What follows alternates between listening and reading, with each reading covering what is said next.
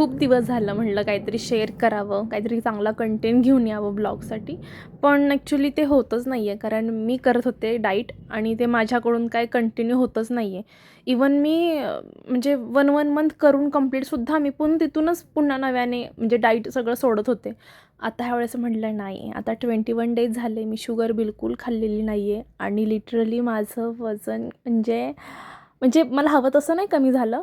फक्त 4 केजीच कमी झाले 21 डेजमध्ये. पण माझ्यासाठी खूप मोठी अचीव्हमेंट आहे ती, की यार मी एवढ्या वर्षापासून करते वेट लॉस पण होत नाही आहे. पण आता कुठेतरी मनावर घेतलं, की नाही ह्यावेळेस आपण करूयात कमी आणि खरंच झालं फायनली कमी. 21 डेजमध्ये 4 केजी म्हणजे खूप इनफ आहे, की एवढं बास आहे वेट कमी होणं. म्हणजे हळूहळू मी त्या जर्नीमध्ये अजून म्हणजे प्रॉपर नाही गेली आहे. पण हां, शुगर टोटली अवॉइड केली आहे मी. पण आहे इफेक्ट मला जाणवला आहे. आणि इंटरमिडिएट फास्टिंगच करते मी, असं काही वेगळं नाही करत आहे.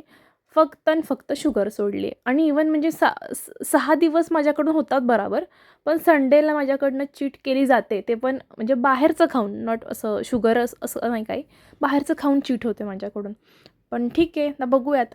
जर मला चांगला इफेक्ट आला म्हणजे आत्ता माझं लग्नानंतरनं 15 केजी वेट वाढले. ॲक्च्युली खूप जास्त वाढले.